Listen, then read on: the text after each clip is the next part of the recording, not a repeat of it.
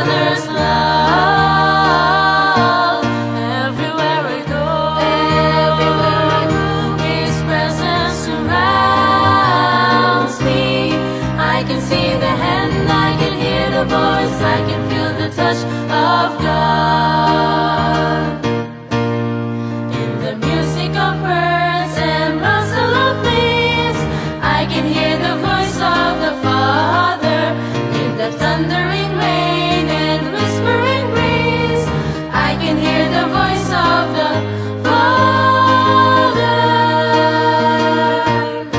I can see the hand, I can hear the voice, I can feel the mighty touch of the Father's love. Everywhere I go, His presence surrounds me. I can see the hand, I can hear the voice, I can feel the touch of God. On a warm summer's day when the sun's shining bright, I can feel the touch of the Father. In the snow that falls on a cold winter's night, I can feel the touch of the Father. I can see the hand around me, I can hear the voice, I can feel the mighty touch of the Father's love. Everywhere I go, His presence surrounds me. I can see the hand, I can hear the voice, I can feel the touch. See the hand, hear the voice, I can feel the touch. See the hand, hear the voice, I can feel the touch of God.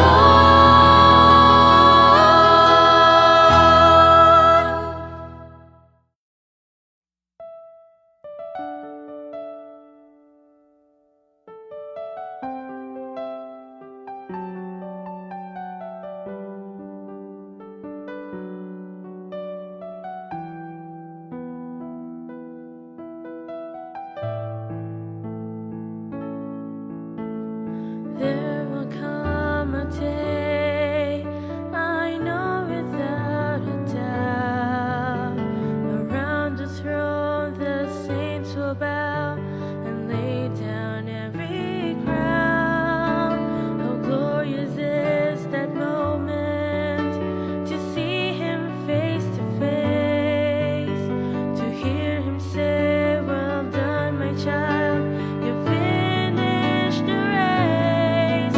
But for now the sun's still rising, there's work to still be done, while we're waiting for the promise of what is yet to come. Finish well every day that we are given. Finish well for the glory of His name. Finish strong until the Savior finally calls us home. Give it everything we have. Finish well.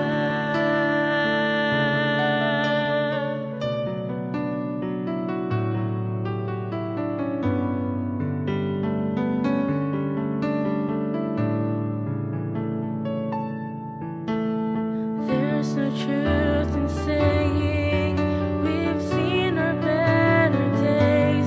These are the days to be courageous, bold and full of faith. So wherever He may lead us, whatever it may cost, let the church arise and lift the banner of the cross.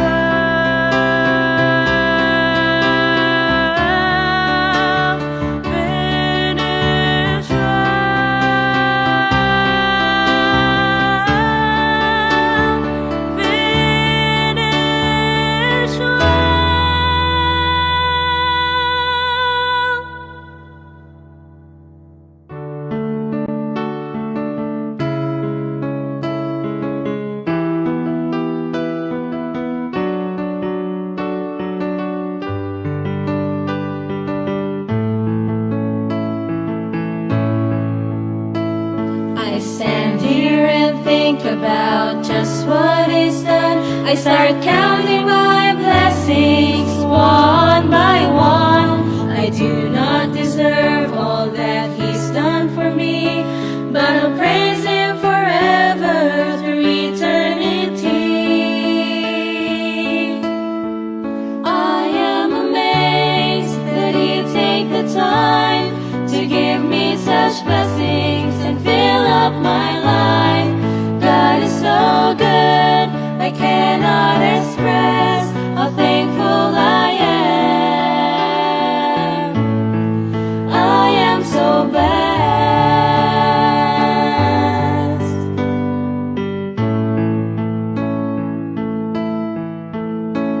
He's given me breath and He's given me life.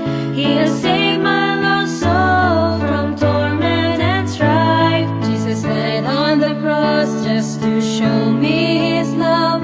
He has built me a home in heaven above.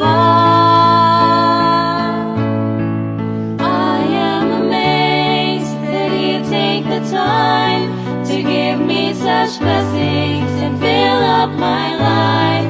God is so good, I cannot express how thankful I am. I am so blessed.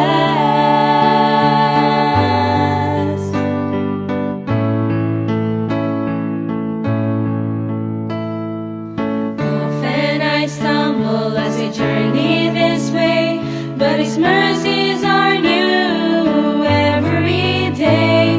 His grace is sufficient for every trial. He amazes me more and more every mile. I am amazed that He'd take the time to give me such blessings and fill up my life. God is so good, I cannot express how thankful I am. I am so blessed. I am amazed that He'd take the time to give me such blessings and fill up my life. God is so good, I cannot express how thankful I am. I am so blessed.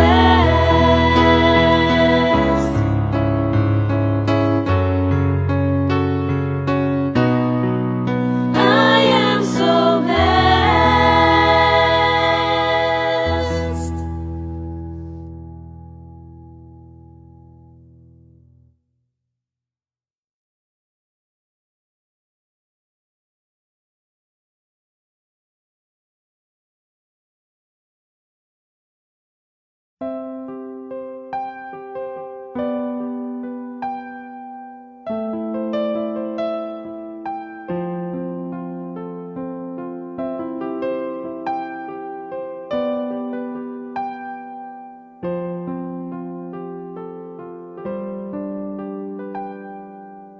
Take all I am, Lord, and all that I cling to.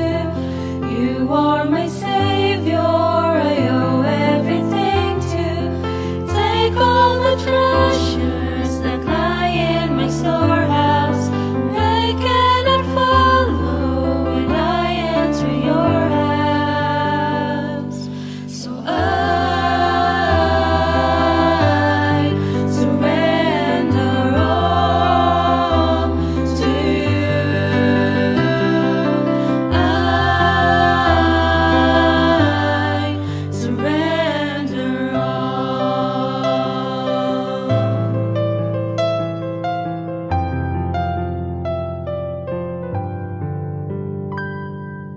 Take all my cravings for vain recognition, fleshly indulgence and worldly ambition.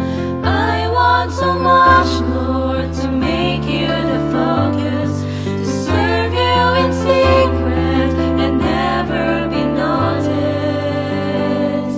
So I surrender all.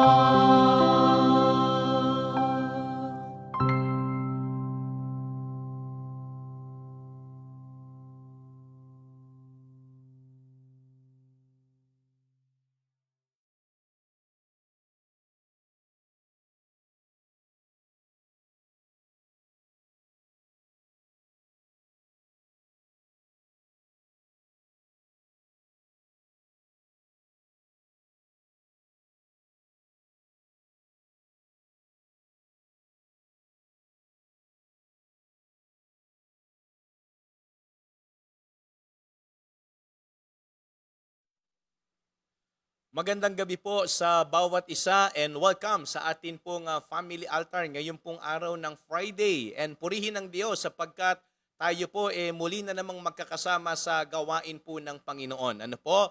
At syempre gusto ho nating batiin yung mga kapatid po natin na naka-join na for this evening. Ano ho? Magandang gabi po sa mga kapatiran natin sa iba't ibang lugar. At kung meron man po tayo mga kapatid sa Panginoon na naka-join sa atin sa ibayong dagat, atin din po silang wini-welcome. Ano ho? Magandang gabi po sa ating lahat. Tayo po ay mag-aaral na ng salita ng Diyos at atin pong buksan ang ating mga Bible in the book of Ezra, Ezra chapter 7 and verse number 10. Ito po ang sabi ng talata. Sundan po ninyo. For Ezra had prepared his heart to seek the law of the Lord and to do it and to teach in Israel statutes and judgment. Tayo po munang lahat ay yumuko at pumikit at tayo po humingi ng gabay sa Panginoon. Dakilang Diyos na makapangyarihan sa lahat, Lord, sa oras pong ito, kami po ay humihiling na inyo po kaming samahan sa amin pong gagawing pag-aralan. Tunay po, Panginoon, na ang mensaheng ito ay maging pagpapala sa bawat isa po sa amin. Ikaw po ang mangusap, kilusin mo po ang aming mga puso. Dalangin namin, Panginoon, na ikaw po ang magbigay kabusugan, kalakasan sa amin pong kaluluwa. Kaya umaasa kami, Panginoon, na ikaw po ang magbubuhos ng biyaya at pagpapala sa pagkakataong ito. Dalangin namin, Panginoon, na ikaw ang siyang amin pong mapaglingkuran, ikaw po ang siyang aming maitaas at mapapurihan. Kaya umaasa kami, Panginoon, na sa gabing ito ay magiging gabi ng pagpapala para po sa bawat isa. Again, Lord, maraming salamat. Ito po ang aming panalangin sa pangalan po ni Kristo Jesus. Amen.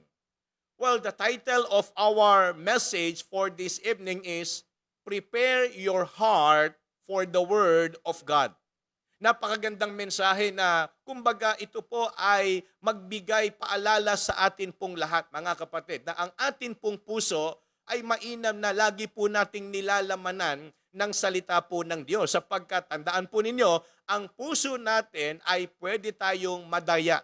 Ang puso natin ay pwede pong magamit ng kaaway para tayo po ay manghina o kaya mapagod sa ating ginagawang paglilingkod.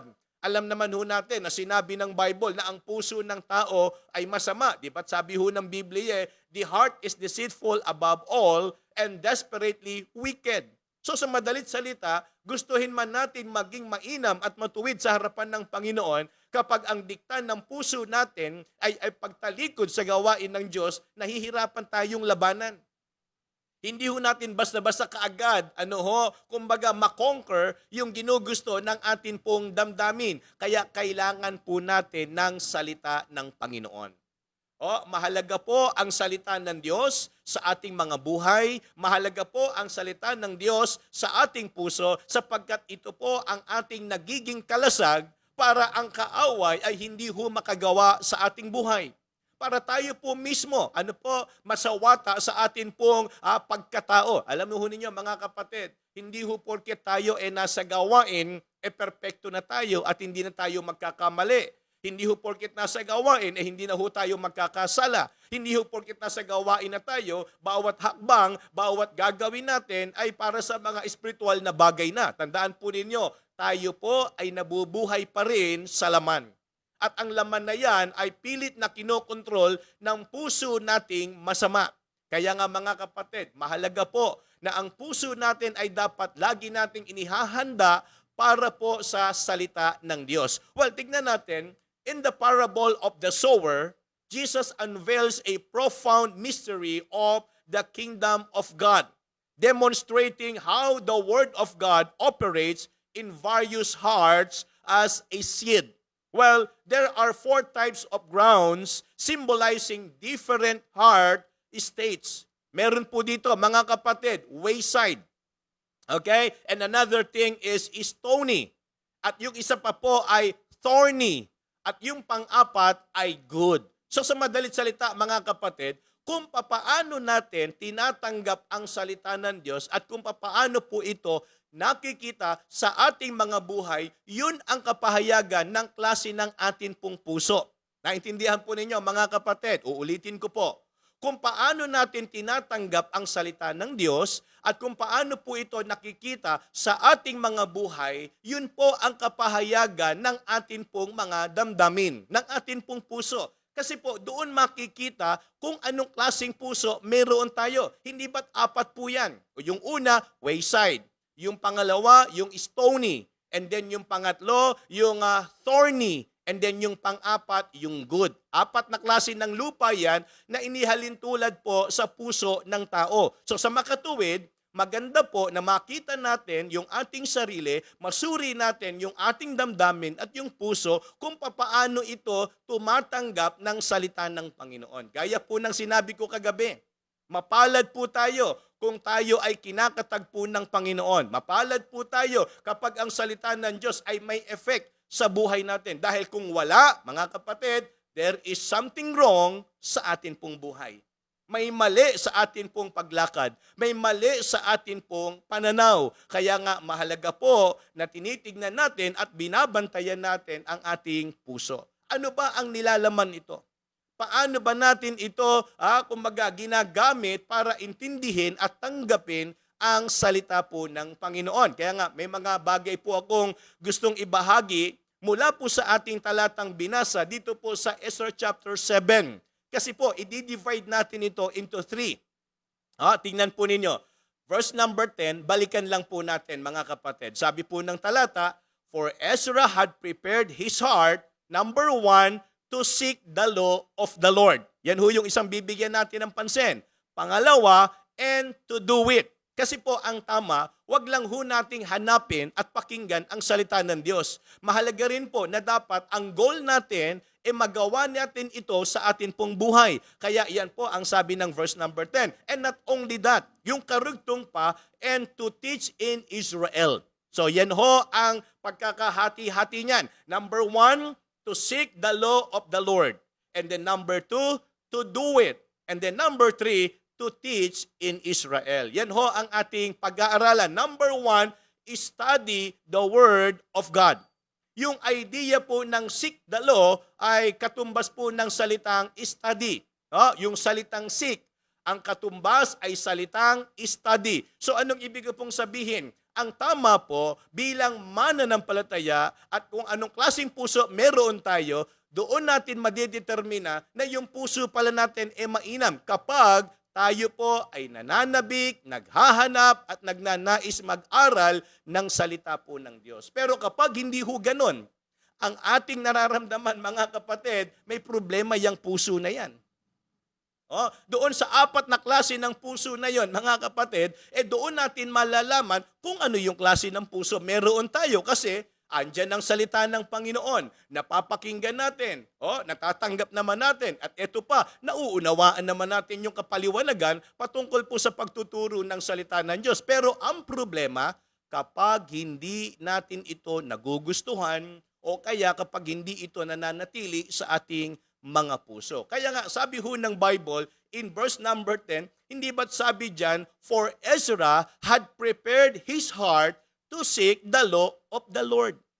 Sana ganun din po tayo mga kapatid. Alam naman ho natin na Biyernes ngayon. Alam naman ho natin na meron tayong family altar. At sa family altar, meron ho tayong ginagawang pag-aaralan ng salita ng Panginoon. Paano ho yan? Kung alam natin at nandiyan naman yung mga kagamitan para tayo maka-join sa atin pong ginagawang pag-aaral, pero hindi natin ginagawa, mga kapatid, may kailangang ayusin sa puso natin. Sapagkat ang puso natin ang gumugusto ng ginagawa natin. Naniniwala po ako mga kapatid, malaki ang kinalaman ng puso natin sa kung anong kalagayan meron tayo ngayon. Hindi ba't sa Biblia, kung maalala po ninyo, ang Diyos ay nagturo at nangaral doon po sa Book of Revelation ng 7 churches. Laging sinasabi po roon, I know thy works, I know thy labor. At even yung laman ng puso natin, mga kapatid, nalalaman at batid ng Diyos kung ano po ang meron dito sa loob. So anong ibig kong sabihin mga kapatid? Mahalaga po na ginugusto ng puso natin. Kaya kung tayo malamig sa pananampalataya natin ngayon, yan po dahil sa yan ang dinidikta ng puso natin. Kasi alam naman ho natin ang tama at mali. Kung ang pag-uusapan, head knowledge. Kung ang pag-uusapan, understanding, doon po sa sinasabi ng salita ng Diyos. Ito po bigyan ko kayo ng madaling halimbawa. Hindi ba't ang sabi ng Bible, huwag pabayaan ang pagkakatipon? Malinaw po ba? Sinabi ho yan ng Biblia. Huwag nating pabayaan ang pagkakatipon sa gawain ng Diyos sa pangalan ng Panginoon. Alam ng marami yan, pero hindi ho lahat nagagawa yan. Malinaw po, yan ang sabi ng Bible. Ibalik daw ang para sa Kanya. Kung ano man yung blessing na tinanggap natin, huwag ho nating makalimutan, sa lahat ng blessing na meron tayo, laging meron dapat bahagi dyan ang Diyos. So tinuturo po sa atin yan. Nandyan yung 10%, nandyan yung dapat nating maging offering, nandyan yung ating pasasalamat, nandyan yung ating, alam nyo po, alam natin yan Nabasa na natin yan, narinig na natin yan, itinuro na sa atin. Pero ang problema, hindi lahat ng naituro sa atin, nagagawa natin. Ano pong ibig ko sabihin mga kapatid? Kasi nga, hindi ho natin ito nagagawa sa ating buhay. Kaya mahalaga po na pag-aralan natin ang salita ng Panginoon. Tignan po ninyo, hindi ba't sinabi po sa Psalm 119, verse number 45, kung gaano dapat ginagawa ng isang Kristiyano ang hanapin at gawin ang pag-aaral ng salita ng Diyos. Tignan po ninyo, verse number 45. And I will walk at liberty, for I seek thy precepts. Kung titingnan ho natin yung context nito pong phrase na ito, nung verse na ito, mula po doon sa mga previous verses, mga kapatid, makikita nyo, hindi niya kayang ipagmalaki yung kanyang karunungan. Opo, pwedeng ang tao matalino at maraming alam sa maraming bagay, pero hindi niya arok at alam kung ano po ang tama at kalooban ng Diyos para sa atin. Yun ho yung ibig sabihin ng psalmist Matalino siya, may alam siya, pero bakit hindi niya alam kung ano yung dapat niyang gawin sa harapan ng Panginoon? Kasi nga, ang kailangan ho natin, salita ng Diyos. Ayan, kung talagang aamin lang ho tayo, mga kapatid, kulang pa rin talaga ang kaalaman natin pagdating po sa pamumuhay ng tama. Kulang pa rin po talaga yung ating mga naranasan sa buhay nating ito para tayo po maging kaaya-aya sa harapan po ng Diyos. Mahalaga po na tayo ay nagbibigay pansin sa pag-aaral ng salita ng Diyos. So we need to study the Word of God. Yan ho yung unang bagay na nakita ko mga kapatid. Mahalaga na tayo po ay nag-uukol ng panahon sa pag-aaral ng salita po ng Diyos. And then, pangalawa, yung seek the law, ang ibig sabihin is study the Word of God. And then pangalawa, apply the Word of God. Saan natin kinuha yan? Yung salitang to do it. Tandaan po ninyo, kahit gaano karami ang atin pong narinig at natutunan mula sa Biblia, kahit ilang beses pa natin yang nabasa ng paulit-ulit yung buong Bible, kung hindi naman ho yan ina-apply, mga kapatid, hindi rin ho yan nagiging kapaki-pakinabang. Kumbaga sa gamit na meron kayo sa bahay, naka-display lang. Di ba? Ewan ko po, kung ganito kayo sa bahay, kami ho noon, meron kaming isang cabinet na lagayan ng mga mamahaling kubyertos. Ang ibig ko sabihin, yung cabinet na yon, meron mga pinggan na babasagin, baso na magaganda, kutsara na mamahalin. So, naalala ko noon, nung mga malilit kami, naka-display lang ho yun sa bahay namin. Meron siyang parang tukador. At tawag namin ito, parang cabinet. Nakalagay lang siya roon, ginagamit lang yan. Pag Pasko, meron kami lagayan na, alam niyo, yung minatamis na beans. Yung minatamis na beans, tapos meron pang, ano man tawag doon, yung minatamis na bilog-bilog na parang, nakalimutan ko po rin, parang beans din ang pagkaluto. So, ganun din yon. May lalagyan kami nun, pare-parehas mga kapatid. Pero, makikita mo lang siya sa lamesa pag ginagamit, pag Pasko, pag Bagong Taon, pag Piyesta, pagkatapos nun, ibinabalik na ulit. Nakukuha niyo yung ibig ko sabihin mga kapatid. Parang kung minsan, nagagamit natin yung Biblia na i-apply natin seasonal. Kapag ito kumbaga, kailangan lang, pag importante, hindi ho dapat ganon. Ang Biblia, kailangan ho natin yan araw-araw. Kung maniniwala po kayo mga kapatid, sa dami ng pagsubok, sa dami ng tukso araw-araw na nakakaharap natin sa ating mga buhay, kung lakas lang natin at kakayanan lang natin, ang magiging basihan natin, hindi ho natin kakayanin ito mga kapatid. Maniwala po kayo. Lahat tayo may tendencying bumigay. Lahat tayo may posibilidad na magkasala. Lahat tayo may pagkakataon na pwedeng makalimot. Sino ba tayo? Tao lang po tayo. Kaya kailangan ho natin ng salita ng Panginoon. Ngayon, para mangyari yan, maganda ho siguro, suriin natin. Anong klaseng puso meron ako? Malalaman nyo ho yan kapag nakikinig kayo ng salita ng Diyos. Kasi nga, kung inyo pong susundan, sabi ng Bible, yung sa wayside, napunta naman doon sa lugar na meron namang lupa, kaya lang hindi ho lumago. Kumbaga, nandoon lang siya, kaya lang pwedeng kainin ng ibon, matapakan, magulungan, kumbaga hindi na magiging mabunga, hindi na magtutuloy. So, mga kapatid, yan ho yung sinabi ho ng Bible. Kaya paalala ho sa atin ni Santiago in James chapter 1 verse number 22. Ito po ang sabi ng talata, "But be ye doers of the word and not hearers only, deceiving your own selves." Alam nyo ho, ito ang nakakalungkot minsan. Nakakapakinig tayo ng salita ng Diyos, pero yung atin pong attitude, hindi po nakokontrol ng salita ng Diyos. Hindi lang ho yung ating attitude, yung atin pong actions, hindi rin kayang kontrolin ng salita ng Diyos. So paano natin sasabihin na yung Word of God ay quick and powerful kung sa buhay natin, hindi po ito tumatalab? Naintindihan nyo, mga kapatid? Kasi ganito yan Kung tama ang naiisip po ninyo at natutunan nyo sa salita ng Diyos, di sin sana yung atin pong iniaasta hindi ho dapat kagaya ng parang walang salita ng Diyos. Yun lang naman po Hindi natin kailangan i-judge ang sino man. Kumbaga, huwag tayo maging parang Pariseo na ang tingin natin sa sarili natin, kay linis-linis natin, kay bait-bait natin, kay ayos-ayos natin, akala natin, tayo lang ang tama, sila ang mali, espiritu ho yan ng Pariseo di ba sa Bible merong ganyan? Kapag yung banat ng salita ng Panginoon tumatama sa iba, amen, banat, sige pa. Pero pag sa kanya tumatama, wala. Hindi pinapansin. Nagdededma lang. Mga kapatid, huwag nating pakialaman yung bahagi ng Diyos kung paano siya gumagawa sa puso ng iba. Ang magandang bantayan natin, yung puso natin. Kasi kung tama tayo, dapat ang manifestation niyan, tama rin. Kahit pa meron kayo nakikitang kapintasan sa iba, kahit meron kayo nakikitang mali ng iba, dahil tama kayo, hindi kayo maaapektuhan ng ginagawa ng iba. Kasi kayo ang tama Ang mali, yung iba. Naintindihan po ninyo mga kapatid, wala sa kanila ang salita ng Diyos, kaya nga mali ang buhay nila Kayo ang may salita ng Diyos na sinasabi nyo sa sarili ninyo, kayo yung tama, di sin sana dapat ang inyong sasabihin, ang inyong gagawin at ang inyong magiging kilos, mga kapatid, tama rin. Kasi nga, nasa atin yung salita ng Diyos. Yun po ang ibig sabihin ng do it, to do it. Apply the Word of God.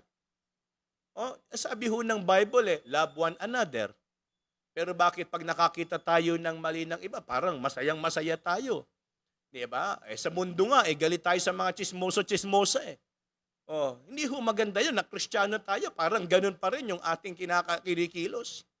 Mga kapatid, Kristiyano na tayo, magandang paalalahanan tayo ng salita ng Panginoon. Hindi ho pwede yung, ganito na ako, ano magagawa nyo? Anong silbi ni Kristo sa buhay mo kung hindi ka kayang baguhin? Anong silbi ng salita ng Panginoon kung hindi niya kayang ituwid yung mali sa buhay mo? Mga kapatid, kaya hindi lang ho tayo dapat nakikinig. Hindi lang ho tayo dapat, kumbaga nagbabasa, kundi ito po ay dapat ginagawa rin natin sa ating mga buhay. So yan ho yung pangalawang bagay na nakita ko. Apply the Word of God. Yung ideyang to do it. Again, seek the law, ibig sabihin po nun, study. To do it, ang ibig sabihin po nun, apply. I-apply natin ang salita ng Panginoon. And last but not the least, multiply the Word of God. Anong ibig sabihin yan? To teach in Israel. Alam niyo po, ang kalooban ng Diyos sa atin ay hindi lang tayo maturuan at matuto. Ang kalooban din po ng Diyos sa atin, tayo po'y maggamit para magturo at magbahagi ng salita ng Panginoon. Mantakin niyo po ito. Kung tayo po ay natuto at naturuan ng salita ng Panginoon, at hindi lang tayo aasa sa mga tagapagturo sa simbahan, sa church, na sila lang ang mangangaral at hahayo, mga kapatid, kapag ganun ang ating ginawa, mabagal. Mabagal. Ang ibig sabihin, hindi ho mabilis ang magiging pagkalat ng gospel. Hindi ho madami ang maliligtas. Bagamat may maliligtas, kaya lang, ang tawag natin doon, paunti-unti. Kumbaga sa terminong kanto, makupad. Ang bagal ng usad ng gawain ng Panginoon. Pero kung ito po ay tatanggapin ng lahat at maiintindihan nating lahat, na hindi lang po ang mga pastor at manggagawa ang inatasan ng Panginoon para magturo at mangaral, kung magiging malinaw lang ito sa lahat ng Kristiyano, mga kapatid, asahan niyo po, mabilis na lalago ang gawain ng Diyos. Madaling mai-evangelize ang ating kapaligiran. Bakit? Kasi lahat ng Kristiyano naging responsable at ginawa yung sinasabi po ng salita ng Panginoon. So, makikita natin yung tinatawag na rapid growth. Mabilis. Bakit? Andyan na yung pastor. Nandyan yung mga ngaral. Nandyan yung mga manggagawa. Nandyan yung mga guro. Nandyan yung mga members. So, pag lahat yan, nagsabay-sabay, mga kapatid, tingin ko po, talagang mapupuno ang mga simbahan ng gawain ng Panginoon kapag lahat ng Kristiyano talagang susundin kung ano po yung sinasabi ng salita ng Diyos. Tingnan niyo ho yung sinabi ng Mark chapter 16 and verse number 15. Para maging malinaw po sa ating lahat. Sabi po nung talata, "And he said unto them, Go ye into all the world and preach the gospel to every creature." Okay, kanina, tinignan ko po itong talatang ito. Hinanap ko yung pinagmulan. Yung sinabing, "And he said unto them," this is not only para sa mga apostles. Ang ginamit po doon sa original is disciples. So ang ibig sabihin po niyan, hindi lang ito para sa 12 apostol. Ito po ay para, pag sinabi kasing disciples, meaning po niyan followers. Okay? So, yan po yung mga followers. Hindi lang po tayo sympathizers. Hindi lang po tayo believers. Tayo po ay followers. Malinaw po ba, mga kapatid? Pag sinabing followers, we're following the command, we're following our leader. So, tayo po ay sumusunod sa utos at sa nag-uutos. Yun po ang ibig sabihin niyan.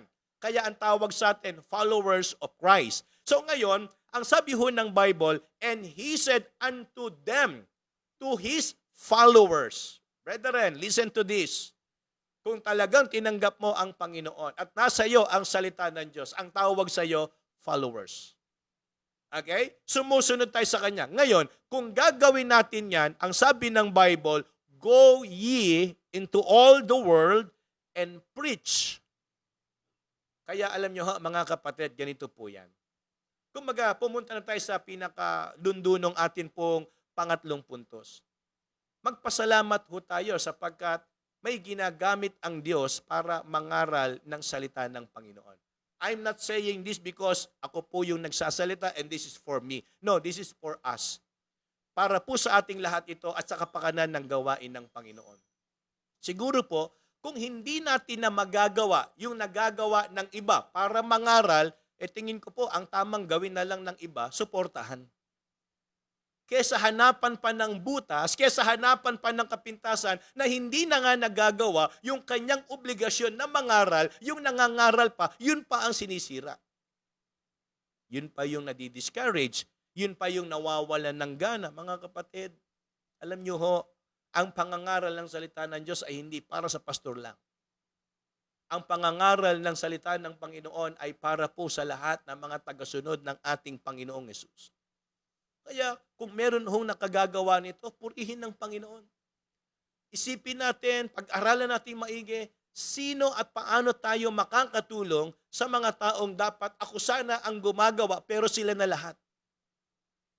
Alam niyo, maganda nga ho itong ginawa sa atin ng Panginoon na pandemic. Hindi ko ho ito maiisip, honestly. Hindi ko ito maiisip na tayo magkakaroon ng ganito pong kumbaga, live streaming.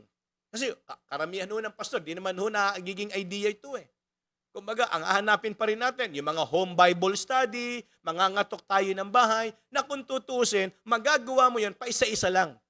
Pero alam nyo, ang advantage nito, ang daming bahay ang nakakatok nitong atin pong ginagawang family altar. Bakit po? Pwedeng, di ba, sabay-sabay na makapakinig ng salita ng Panginoon. Kaya nga, ang nakita ko po rito, mga kapatid, is to teach in Israel. To do it. To apply it. So kaya, sabi po ng Mark chapter 16 and verse number 15, sabi ho ng Bible, malinaw, go ye into all the world and teach all nations, or preach the gospel to every creature. Yan ho ang sinabi ho ng talata. Kaya tingnan nating maigi mga kapatid, paano lalago ang gawain ng Panginoon kung ang mga mananampalataya o ang bawat isa po sa atin hindi ho makikita yung obligasyon ng pangangaral. Hindi nyo ho kailangan, mga kapatid, mga kaibigan na naka-join po sa atin, hindi nyo ho kailangan na mag-Bible school para tayo po ay maggamit. Sa pangangaral. Simple lang po.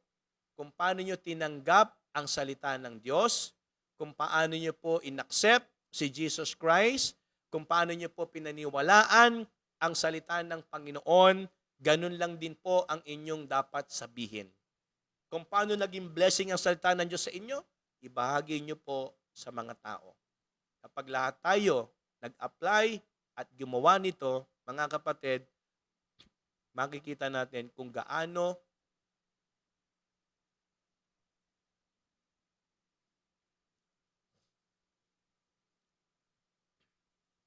makikita po natin kung gaano kainam na tayo ay nagkakaisa-isa para po itaguyod at ipangaral ang salita ng Panginoon. Para po sa ating paglulundo, sabi po ng Proverbs chapter 27 verse number 19, as in water face answereth to face, so the heart of man to man. Ewan ko po, correct me if I'm wrong. Sabi ho ng Proverbs 27, sa tubig makikita mo ang iyong muka. Subukan yung tumingin sa, di ba, yung mga batis, yung kahit nga sa planggana lang, maglagay kayo ng tubig, may reflection ng muka natin. Anong sabi po dyan? As in water, face answereth to face. Kung ano yung nasa mukha natin, sa tubig na yon, makikita natin. Ngayon, ang karugtong, so the heart of man to man. So, ibig sabihin, kung ano ang nasa puso ng tao, yun ang makikita sa buhay natin.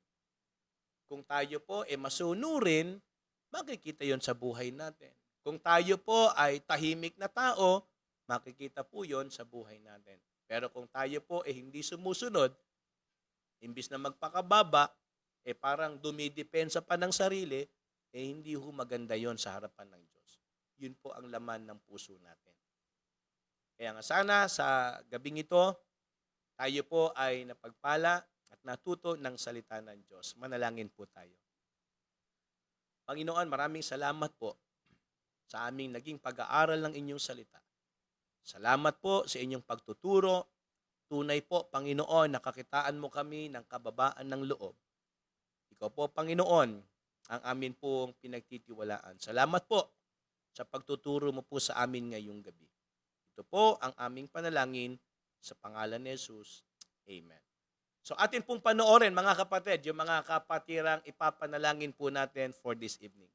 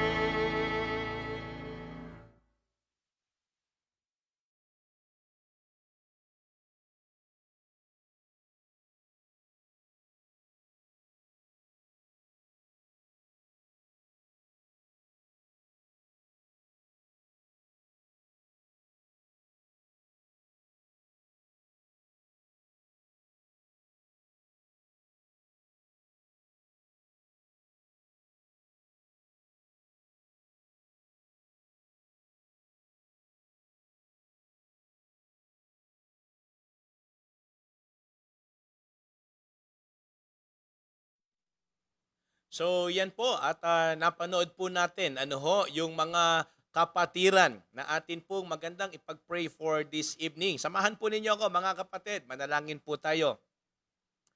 Dakilang Diyos na makapangyarihan sa lahat, Lord, sa pagkakataon pong ito, kami po ay muling lumalapit sa inyo pong harapan na kung saan inyo pong dinggin, Panginoon, ang amin pong mga kahilingan.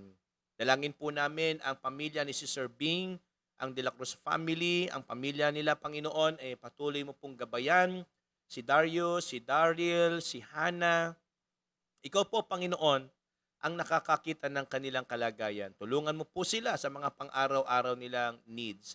Ikaw rin po ang gumawa sa kanilang mga buhay. Dalangin ko rin po, Panginoon, ang pamilya ni Brother Bench. Ikaw rin po ang gumawa kay Sister Sherry Rose, kagalingan, kalakasan ng katawan, at provision mo po para sa kanilang pang-araw-araw na kailangan, maging ang kanilang negosyo, ang kanilang mga sasakyan, ay lagi mo pong gabayan, Panginoon. Maging si Brother Ben sa kanya pong ginagawa na pagtatrabaho at pagninegosyo, Panginoon. Lagi mo po siyang ingatan, bigyan ng maayos na kalusugan ng katawan ito pong mag-asawang ito. Dalangin ko rin po si Ate Mila. Ikaw rin po, Panginoon, ang gumawa sa kanyang buhay. Naway tunay po na lagi niyang maramdaman ang kalakasan ay pinagkakaloob mo. Ikaw rin po ang tumugon ng kanyang kailangan sa anumang bagay ng kanyang buhay na nanaisin niya, Panginoon, na ayon sa inyong kalooban ay inyo po itong ipagkaloob. Bigyan mo siya ng kalakasan at maging sa kanya pong kalaguan pang-espiritual, Panginoon. Ikaw po ang gumawa sa kanila. Lord, dalangin ko rin po ang pamilya ni Sister Lizelle, ang Beltran at Lasco at De La Cruz family. Lord, dalangin ko po ang paggawa mo rin sa kanya. Ingatan mo sila palagi, ang kanilang buong pamilya. Gabayan mo sila, si Saldi, si Zia, si Iza, at maging yung baby sa kanya pong sinapupunan, Panginoon. Gabayan mo po silang lahat. I-provide mo rin ang kanilang mga kailangan, maging ang kanilang tindahan, Panginoon, ay tunay po na inyo rin po itong pagpalain. Ikaw, Panginoon, ang gumawa sa buhay ni Sister Lizelle, kay Saldi, kay Iza, kay Zia. Dalangin ko po, Panginoon, ang patuloy na paggawa mo sa kanilang mga puso. Lord, dalangin ko rin po ang Ochoa family. Ikaw din ang gumawa kay Rico at patuloy mo silang gabayan, maging kay Sister Candy, kay JM, kay Alexa. Ang buong pamilyang ito, Panginoon, ay tunay na umaasa po sa inyong gagawing pagkilos at sa pagtugon ng kanilang mga pangangailangan. Gabayan mo po ang Ochoa family at ikaw rin, Panginoon, ang patuloy na magpalago ng kanila pong pananampalataya. Lord, dalangin din po namin sa inyo ang Beltran at Babad family, ang pamilya ni Brother Manny. Dakilang Diyos, dalangin ko po ang patuloy na guidance mo sa buo nilang family. Kay Sister Arlene, kay Catrice, kay Daniel. Ingatan mo sila, Panginoon, maging sa kanila pong pag-travel. Ingatan mo sila sa kanilang mga pupuntahan, kalakasan ng katawan, provision sa kanila pong mga kailangan, and growth sa kanila pong pangangailangan pang-espiritual. Dalangin ko po, Panginoon, na ikaw ang gumawa sa kanilang mga buhay. Maging kay Tatay Tomas at maging kay Nanay Zenaida Beltran, ikaw rin po ang magbigay ng kalakasan ng katawan sa kanila. Ingatan mo sila palagi, pahabahin mo po, O Diyos, ang kanilang mga buhay, at ikaw rin po ang mag-provide ng kanilang mga pangangailangan. Salamat po sa patuloy na pagbibigay mo ng kalakasan, lalo na po kay Tatay Tomas, sa kanya pong kalusugan, Panginoon. Patuloy mo siyang palakasin at pagalingin sa kanya pong kalagayan. Maging si Nanay Linda Babad, ang dalangin ko rin po ay patuloy na paggawa mo sa kanyang buhay. Patuloy kang kumilos, patuloy kang magbigay ng biyaya sa kanya pong mga pang-araw-araw na pangangailangan. Tulungan mo po ang Babad family, ang Beltran family, O Diyos. Lord, nilalapit ko rin po sa inyo ang pamilya ni Sister Princess, ang Olpindo family. Ikaw, Panginoon, ang magbigay ng kalakasan kay Sister Princess, guidance and good health din kay Brother Ramil, lalo na po kay Jacob, Panginoon. Gabayan mo po ang batang ito. Palakihin mo po siya na ang malusog ang kanyang katawan at maging ang kanya pong relasyon sa iyo, Panginoon. Bagamat siya'y bata pa, lagi mo po siyang alalahanin at tulungan sa kanyang pangangailangan. I-provide mo po ang kailangan ng buong pamilyang ito. Tulungan mo po ang Olpindo family. Ikaw ang siyang magbuhos ng pagpapala para po sa bawat isa sa kanila, Panginoon. Dalangin ko po ang patuloy na pagkilos mo sa pamilya Olpindo. Dalangin ko po ang patuloy na pagpo-provide mo sa kanilang mga pang-araw-araw na pangangailangan. Lord, nilalapit ko rin po sa inyo ang Pereira family. Ikaw ang patuloy na mag-bless sa buong pamilyang ito. Kung paanong sila po ay ginagamit mo as a channel of blessing and encouragement. Lord, please continue to bless this family. Gabayan mo palagi ang bawat isa po sa kanila. Si Brother Michael, si Sir Joy, si Naomi, si Jewel, si Zechariah. Panginoon, dalangin ko po na inyo po silang alalahanin sa kanilang mga pangangailangan. Kalakasan, kalusugan ng katawan, at marami pang blessing ang dumating sa kanilang mga buhay. Gumawa ka po, Panginoon, sa Pereira family. At ikaw po, O Diyos, ang patuloy na magpalago ng kanilang pananampalataya sa ganitong kaparaanan na sila po'y nakakasama namin sa pag-aaral ng inyo pong salita. O Diyos, dalangin ko rin po ang pamilya Maniego, kay Pastor Rodrigo, kay Ma'am Erlinda, kay Brother Ezeng. Ikaw, Panginoon, ang magbigay sa kanila ng kalakasan ng katawan. Ikaw po, Panginoon, na nakakaalam ng kanilang mga kondisyon sa kanila pong kalusugan. Patuloy mo silang palakasin, patuloy mo silang ingatan. Ikaw, O Diyos, ang gumawa sa buhay ng bawat miyembro ng kanilang pamilya. Maging si Brother Eseng, Panginoon. Ikaw, O Diyos, ang magpalakas ng kanyang katawan. Ingatan mo sila palagi. Ikaw po ang mag-provide ng kanilang mga pangangailangan, O Diyos, sa araw-araw. Lord, nilalapit ko rin po sa inyo ang Ilalim family. Ikaw po ang pumatnubay kay Ate Carmen. Gabayan mo rin po si Brother Ariel Jr. Inyo po silang palakasin. Palaguin mo sila, O Diyos, sa kanilang pananampalataya. Patuloy kang kumilo sa kanilang mga buhay. Maging kay Aldos, kay Kuya Ariel, kay Preacher Alvin. Dalangin ko, Panginoon, ang malayang pagkilos mo sa kanilang pamilya, sa kanilang mga buhay. Tulungan mo po sila sa kanilang pangangailangan. At maging si Preacher Alvin sa kanya pong buhay manggagawa, patuloy mo siyang gamitin, papagbungahin, palakasin, ingatan. Tunay, O Diyos, na makita sa buhay po ni Preacher Alvin ang inyo pong kaluwalhatian. Kaya, O Diyos, patuloy kang gumawa sa kanya pong ginagawang paglilingkod. Dalangin ko rin po sa inyo, Panginoon, ang Nono family. Ikaw rin po ang tumugon ng pangangailangan ng pamilya nila Kuya Celso, si Ate Sonia, si Charlene, at maging ang kanilang mga apo, Panginoon. Ingatan mo po palagi sa anumang mga banta ng karamdaman. Patuloy mo silang palusugin. Patuloy mo silang gabayan. Patuloy kang kumilos sa kanilang mga buhay. Pagpalain mo po ang pamilyang ito kung paano sila po'y nagagamit sa inyo pong gawain. Tulungan mo sila sa kanila po mga pangangailangan sa araw-araw, O Diyos. Lord, nilalapit po namin sa inyo ang Bomitibo family. Ikaw rin po ang gumawa kay Kuya Jojo, kay Ate Gina, kay Brother Jonathan, kay Sister Glidel, kay Warren. Dalangin ko, Panginoon, na ikaw po ang mag-provide ng kanilang mga pangangailangan. Lalo na po, maging sa kanilang kalusugan ng katawan. Ikaw po ang patuloy ng bigay ng kagalingan kay Sister Gina, kalakasan ng katawan, kay Sister Glidel, protection para sa pang-araw-araw niyang pagtatrabaho, good health, maging kay Jonathan at kay Warren, O Diyos. Dalangin ko rin po ang patuloy na paggawa mo sa kanyang buhay. Patuloy po kayong mag-provide ng kanilang needs, O God. Dalangin ko po ang pamilya ni Ate Nelly. Ikaw rin po ang gumawa sa kanya pong kalagayan ngayon. Bagamat mahirap para po sa kanya ang pumunta ng church, but Lord, please, patuloy mo po siyang palakasin. Patuloy mo siyang biyayaan ng kakayanan na magawa pa rin sa kabila ng kanyang kalagayan na siya po'y makasunod sa inyo pong kalooban. Gabayan mo po ang Pasqua family. I-provide mo rin, Panginoon, ang kanilang mga pangangailangan sa araw-araw. Lord, dalangin ko rin po sa inyo ang Tikagan family. Ikaw ang gumawa kay Ate Jeanette, kay Sister Gracel. Gabayan mo po ang kanila pong buong sambahayan. I-provide mo po ang kanilang mga kailangan. Ikaw po, O Diyos, ang tumulong at nakakaalam ng kanila pong mga kalagayan. Dalangin ko po ang patuloy na kalaguan. Ipagkaloob mo po sila Ate Jeanette at maging kay Sister Gracel. Lord, nilapit ko rin po sa inyo ang pamilya ni Brother Ronnie. Patuloy mo siyang gabayan sa pang-araw-araw niyang ginagawa, sa pagtatrabaho. Palakasin mo po siya, maging si Junior, maging si Ate Jean. Ikaw rin po, Panginoon, ang mag-provide ng kanilang kailangan. Gabayan mo po ang kanilang buong pamilya. Tulungan mo sila, O Diyos, sa kanila pong mga pangangailangan. I-provide mo rin ang kalakasan para po sa kanila. Kung meron mga nagkakasakit, patuloy mo silang biyayaan ng kagalingan. Lord, maging si Ate Laura at si Kuya Nato. Ikaw rin po ang gumawa sa kanila, maging sa kanilang mga anak, sa kanilang buong pamilya. Ingatan mo po sila palagi.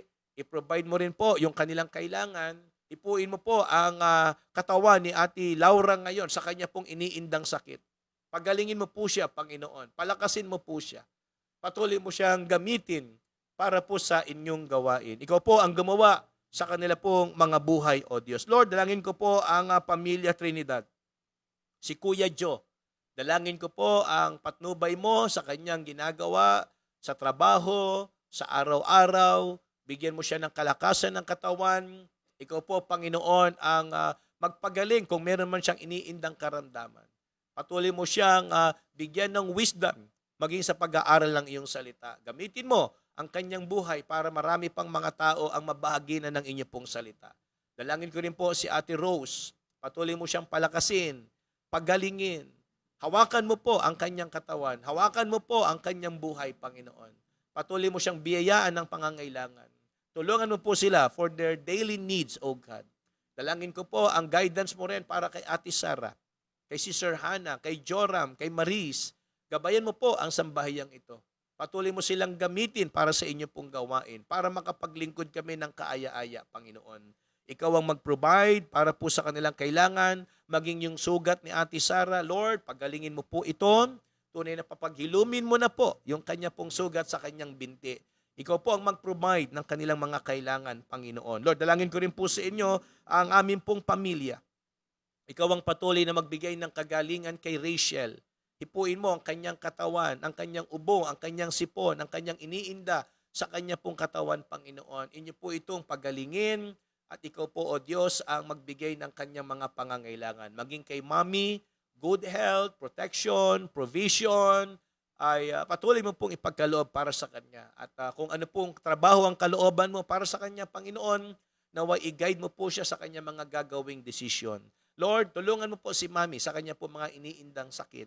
Ikaw po ang mag-provide ng kailangan para sa mga medication, sa mga kailangan bilhin para sa kanya pong gagamitin para sa kanya pong pagpapagaling ng kanya pong katawan. Kaya Panginoon, ikaw po ang mag-provide ng lahat ng aming kailangan. Hipuin mo rin po ang aking lalamunan. Tulungan mo ko, bigyan mo ko ng wisdom sa mga akin pong itinuturo at tunay po ako'y maging blessing sa mga kapatiran sa paraan na ako po'y nakakapangaral ng inyong salita. Kaya ikaw rin po ang mag-provide ng aming mga kailangan sa aming mga bayarin, sa mga pang-araw-araw na gastusin, Panginoon. Dalangin ko po na inyo pong loobin na kami po ay tulungan sa aming pong mga pangangailangan. Lord, dalangin ko po ang mga kapatiran namin tulad nila Picture Ray, patuloy mo po siyang palakasin, ingatan, at bigyan ng wisdom sa kanya pong ginagawang pag-aaral at pagtuturo ng inyo pong salita. Inyo pong ibigay ang kanyang mga kailangan, Panginoon. Maging si Ate Sara Abot, inyo rin po siyang palakasin. Palaguin mo rin po, O Diyos, ang kanyang pananampalataya. Ikaw rin po ang mag-provide ng kanyang needs every day. Tunay po na inyo po siyang palaguin sa kanyang spiritual life. Kaya Panginoon, salamat po sa pagkakataong ito. Lord, dalangin ko rin po sa inyo si Ate LV Bautista, ang kanya pong buong sambahayan, ang kanyang asawa, ang kanyang mga anak. Lagi mo po silang ingatan. Si Jonathan, si Japet. Lord, ikaw po ang nakakakita at nakakaalam ng kanilang mga sitwasyon sa mga oras na ito. But we believe, O God, na hindi mo po sila pababayaan. Lagi mo silang palakasin, bigyan ng karunungan, patuloy kang kumilos sa buhay at pamilya ni Ate LB. Lord, dalangin ko rin po sa inyo ang pamilya ni Ate Tessie. Ikaw po ang gumawa sa buhay ni Ate Tessie Lopez. Patuloy mo siyang palakasin, patuloy mo siyang gamitin, at marami pang mga tao ang maakay niya sa inyo pong gawain. At alam ko po, Panginoon, na sila rin ay ginamit mo para sa gawaing ito, na kung papaanong sila po ay nakakasuporta sa ministry, hindi lang po sa lugar ng Letre, kundi maging dito po sa Bagong Baryo. Kaya ikaw po ang tumugon sa kanya pong mga pangangailangan. Lord, dalangin ko rin po sa inyo ang pamilya ni Ate Milet. Ikaw rin po, Panginoon, ang magbigay ng kalakasan ng katawan sa pamilya nila Ate Milet. Ikaw rin po ang mag-provide ng kanilang needs, good health, and safety, provision sa mga pang-araw-araw nilang kailangan at mga ginagawa. Panginoon, tulungan mo po ang pamilya ni Ate Milet. Patuloy mo rin siyang palaguin sa kanya pong pananampalataya. Lord, dalangin ko po sa inyo ang pamilya ni Kisha. Ikaw rin po, Panginoon, ang gumawa sa kanya. Patuloy mo siyang palakasin, patuloy mo siyang ingatan. Tunay po, Panginoon, na inyo pong palaguin ang kanya pong pananampalataya. Patuloy siyang magamit sa gawain mo. Ganon din po si Brother Ruden at Brother Ryan. Ikaw rin, Panginoon, ang amin pong inaasahan na gagawa sa mga kabataang ito. I-bless mo rin ang kanilang needs pang-araw-araw.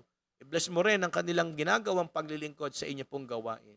Patuloy mo silang biyayaan at patuloy mo silang bigyan ng kalakasan, karunungan, kung paano ang kanilang buhay ay magiging kagamit-gamit at kapaki-pakinabang para po sa inyong gawain. Kaya, O Diyos, dalangin ko po sa lahat ng mga kapatirang kasama namin ngayong gabi. Tunay po, Panginoon, na inyo po silang pagpalain at inyo po silang gabayan sa amin pong pamamahinga sa buong magdamag. Salamat po, Panginoon, sa karunungan ng inyong salita. Ikaw po ang aming tinataas at pinupuri. Ito po ang aming panalangin sa pangalan ni Jesus. Amen. So again, maraming salamat po sa mga kapatirang nakasama natin ngayong Biyernes ng gabi. Ano po? Salamat po sa inyo. God bless you and to God be the glory.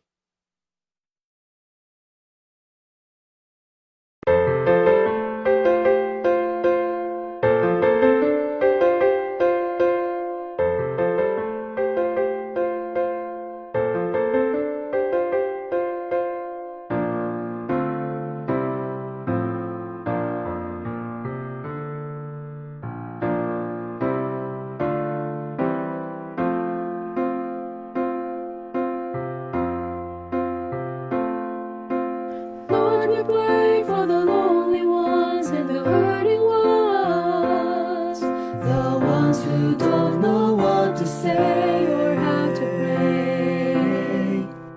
Lord, we pray for the broken hearts and the shattered lives, The ones now groping in the dark, Lord, be the spark. And so we pray, and so we pray for ways to be used by you.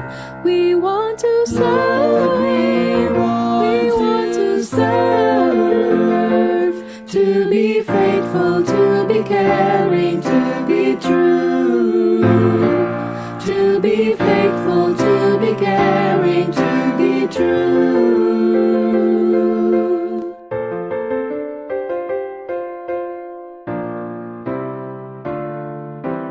Lord, we pray for the lonely ones and the hurting ones, The ones who don't know what to say or how to pray. Lord, we reach for the falling ones and the searching ones, the ones who seem to lose their way. Save them today. And so we pray, and so we pray for ways to be used by you. We want to serve, we want to serve, to be faithful, to be caring, to be true, to be faithful, to be caring. Lord, we pray, and so we pray for ways to be used by you. We want to serve, we want to serve, to be